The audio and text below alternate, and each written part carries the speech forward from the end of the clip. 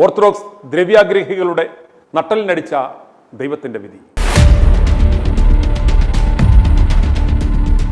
ഇന്ന് യാക്കോബായ ഓർത്തഡോക്സ് സഭാ തർക്ക വിഷയത്തിൽ ബഹുമാനപ്പെട്ട സുപ്രീം കോടതിയുടെ ഭാഗത്തു നിന്നും ഉണ്ടായിരിക്കുന്നത് യാക്കോബായ സഭയെ സംബന്ധിച്ചിടത്തോളം ഒരു ആശ്വാസവിധിയാണ്. അതുപോലെ 2017 ജൂലൈ 3 സുപ്രീം കോടതിയുടെ ഉത്തരവിൻ്റെ മറവിൽ സഹോദര സഭയുടെ പള്ളികളും സ്ഥാപന ജംഗമ വസ്തുക്കളും പിടിച്ചുപറിക്കുവാനിറങ്ങിയ ഓർത്തഡോക്സ് സഭയിലെ ദ്രവ്യാഗ്രഹികളായ സഭാ നേതൃത്വത്തിൻ്റെ അഹന്തയ്ക്കുള്ള അടിയായും ഇന്നത്തെ വിധിയെ നമുക്ക് കണക്കാക്കാം. യാക്കോബായ സുറിയാനി സഭയുടെ 6 പള്ളികൾ സർക്കാർ ഏറ്റെടുത്ത് ഓർത്തഡോക്സ് സഭയ്ക്ക് കൈമാറണമെന്ന കേരള ഹൈക്കോടതി സിംഗിൾ ബെഞ്ച് ഉത്തരവാണ് സുപ്രീം കോടതി ഇന്ന് റദ്ദാക്കിയത്. ജില്ലാ കളക്ടർമാർ പള്ളി ഏറ്റെടുക്കണമെന്നായിരുന്നു സിംഗിൾ ബെഞ്ച് ഉത്തരവിട്ടത്. ഹർജികൾ ഹൈക്കോടതിയുടെ പരിഗണനയ്ക്കായി വിട്ടു. എല്ലാ വിഷയങ്ങളും പരിഗണിച്ച് ഹർജികളിൽ വീണ്ടും വാദം കേൾക്കുവാനാണ് സുപ്രീം കോടതിയുടെ നിർദ്ദേശം. ഉത്തരവ് നടപ്പിലാക്കുന്നതിനുള്ള പ്രായോഗിക വഴികൾ ഹൈക്കോടതി കണ്ടെത്തണം. ആവശ്യമായ ഉത്തരവ് ഹൈക്കോടതിക്ക് പുറപ്പെടുവിക്കാമെന്നും സുപ്രീം കോടതി ഉത്തരവിൽ പറയുന്നു. അതേസമയം കോടതി ഉത്തരവുകൾ പോലീസ് സഹായത്തോടെ നടപ്പാക്കണമെന്ന് നിർദ്ദേശിക്കുവാൻ കഴിയില്ല.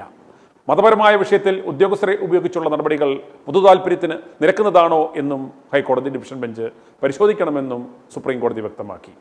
2017 വിധിയോടുകൂടി സകല പ്രതീക്ഷകളും നഷ്ടപ്പെട്ട യാക്കോബായ സുറിയാനി സഭാ വിശ്വാസികൾക്ക് വളരെയേറെ പ്രത്യാശ നൽകുന്ന ഒരു വിധിയാണ് ഇന്നുണ്ടായിരിക്കുന്നത്. പിടിച്ചു കയറുവാനുള്ള ഒരു പിടിവള്ളിയാണ് ഈ വിധി എന്ന് ചുരുക്കത്തിൽ പറയാം. അതുപോലെ തന്നെ സർക്കാരിന് വലിയ ആശ്വാസം പകരുന്ന ഒരു വിധി കൂടിയാണിത്. പള്ളികൾ പിടിച്ചു കൊടുക്കുന്നില്ല എന്ന് കാണിച്ച് സർക്കാരിനെയും ചീഫ് സെക്രട്ടറിയെയും പ്രതിയാക്കി ഓർത്തഡോക്സ് സഭ ഫയൽ ചെയ്ത കണ്ടംപ്റ്റാണ് ഇന്ന് സുപ്രീം കോടതി പരിഗണിച്ചത്. സർക്കാരിന് വേണ്ടി മുതിർന്ന അഭിഭാഷകൻ കപിൽ സിബൽ ഹാജരായി. സുപ്രീം കോടതിയുടെ ഈ വിധിയോടെ ബോൾ ഇപ്പോൾ സർക്കാരിൻ്റെ കോട്ടിലെത്തി എന്ന് പറയാം. സർക്കാരിന് ഈ കേസിൽ ഇടപെടുവാനുള്ള ഒരു സുവർണാവസരമാണ് ഇപ്പോൾ ഉണ്ടായിരിക്കുന്നത്.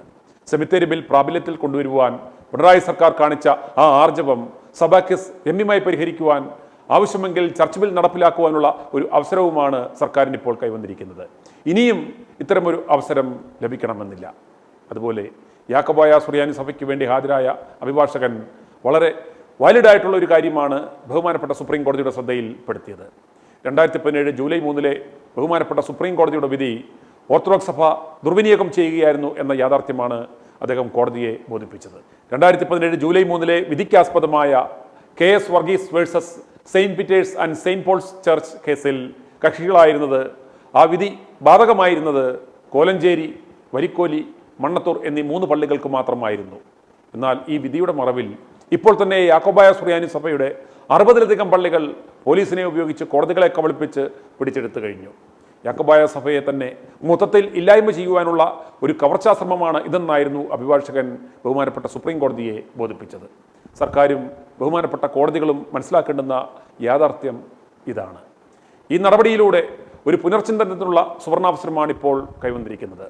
സഭാതർക്കം ശാശ്വതമായി പരിഹരിക്കുവാനുള്ള നിർദ്ദേശം ബഹുമാനപ്പെട്ട ജസ്റ്റിസ് KT തോമസ് അധ്യക്ഷനായുള്ള ലോ റിഫോംസ് കമ്മിറ്റി വർഷങ്ങൾക്ക് മുമ്പേ സമർപ്പിച്ചത് സർക്കാരിൻ്റെ മേശപ്പുറത്ത് ഇപ്പോഴും ഇരിപ്പുണ്ട്. ജനഹിത പരിശോധന നടത്തി ഭൂരിപക്ഷമാർക്കാണോ അവർക്ക് പള്ളിയുടെ ഉടമസ്ഥാവകാശം നൽകുക എന്നതായിരുന്നു റിപ്പോർട്ടിൻ്റെ സാരാംശം. പള്ളികളുടെയും ഇടവകളുടെയും കണക്കുകൾ സമർപ്പിക്കുവാൻ സുപ്രീം കോടതി ആവശ്യപ്പെട്ടതിനെയും ഓർത്തഡോക്സ് സഭ എതിർത്തത് ജനഹിത പരിശോധന നടത്തിയാൽ കള്ളം പൊളിയും, പല പള്ളികളും തിരികെ വിട്ടു നൽകേണ്ടി വരും എന്നതുകൊണ്ട് മാത്രമാണ്. ഓർക്കുക, പോലീസിനെ ഉപയോഗിച്ച് യാക്കോബായ സഭയുടെ പള്ളികൾ പിടിച്ചു പറിക്കുവാൻ ശ്രമിക്കുമ്പോൾ വിശ്വാസികൾ അക്രമാസക്തരായാൽ, ഒരു കലാപമുണ്ടായാൽ, മരണങ്ങളുണ്ടായാൽ എന്താകുമായിരുന്നു അവസ്ഥ? ഈ അവസ്ഥയിൽ പോലും അവർ യാക്കോബായ സഭാ നേതൃത്വത്തിൻ്റെ നിർദ്ദേശാനുസരണം അക്രമത്തിൻ്റെ പാത തിരഞ്ഞെടുത്തില്ല എന്ന് നാം മനസ്സിലാക്കണം. ഈ സർക്കാർ ഇച്ഛാശക്തിയോടുകൂടി പ്രവർത്തിച്ചാൽ സഭാ കേസിന് ഒരു പരിഹാരം കാണുവാൻ സാധ്യമാകും. ഇന്ന് കേസ് സുപ്രീം കോടതി പരിഗണിക്കുന്നതിന് മുന്നോടിയായി കഴിഞ്ഞ 72 മണിക്കൂറായി സിനഡ് പ്രസിഡന്റും മലങ്കര മെത്രാപ്പോലിത്തയുമായ മാർ ജോസഫ് ഗ്രിഗോറിയോസിൻ്റെ നിർദ്ദേശാനുസരണം ഫാദർ ജോൺ ഐ മങ്ങാടിൻ്റെ നേതൃത്വത്തിൽ സഭയിലെ വൈദികരുടെയും എല്ലാ ആധ്യാത്മിക സംഘടനകളുടെയും ആഭിമുഖ്യത്തിൽ അഖണ്ഡ പ്രാർത്ഥന നടത്തി വരികയായിരുന്നു. ഒരുപക്ഷെ അവരുടെ പ്രാർത്ഥനയ്ക്കുള്ള ഉത്തരം എന്ന നിലയിലാണ് ഇപ്പോൾ ഒരു പിടിവള്ളിയായി ഈ വിധി ബഹുമാനപ്പെട്ട സുപ്രീം കോടതിയുടെ ഭാഗത്തു നിന്നും ഉണ്ടായിരിക്കുന്നത്. കഴിഞ്ഞ 1 നൂറ്റാണ്ടിലേറെയായി തുടർന്നുകൊണ്ടിരിക്കുന്ന ഈ ഓർത്തഡോക്സ് യാക്കോബായ തർക്കം സംസ്ഥാനത്തെ ഏറ്റവും വലിയ ഒരു ക്രമസമാധാന പ്രശ്നമായി മാറിക്കഴിഞ്ഞിരിക്കുന്നു. സഹോദര സഭയുടെ വിശ്വാസികൾ ഉണ്ടാക്കിയ അവരുടെ പള്ളികൾ പിടിച്ചുപറിക്കേണ്ട എന്ന് ഓർത്തഡോക്സ് സഭയുടെ തലവൻ ഒന്ന് തീരുമാനിച്ചാൽ തീരാവുന്ന ഒരു പ്രശ്നം മാത്രമാണ് ഇന്ന് ഈ സഭാ കേസ്. അതിനുള്ള മാനസികാവസ്ഥ അദ്ദേഹത്തിനുണ്ടാകുമോ എന്നതാണ് ചോദ്യം. ഓർത്തഡോക്സ് സഭയുടെ കാതോലിക്ക എന്ന ഒറ്റ വ്യക്തി തീരുമാനിക്കുകയാണ്, ഒരുമിക്കുവാൻ ഇനി ഒരു സാധ്യതയില്ലെങ്കിൽ അവരുടെ പള്ളികൾ നമുക്ക് വേണ്ട എന്ന് തീരുമാനിക്കുകയാണെങ്കിൽ ഈ പ്രശ്നം അവിടെ അവസാനിക്കും. ക്രിസ്തുവിനെ അനുഗമിക്കുന്നവരുടെ തലവൻ എന്ന് അവകാശപ്പെടുന്നവരിൽ നിന്ന് നമുക്ക് ഇത്രയുമെങ്കിലും പ്രതീക്ഷിച്ചുകൂടെ? i2i News, an eye for truth.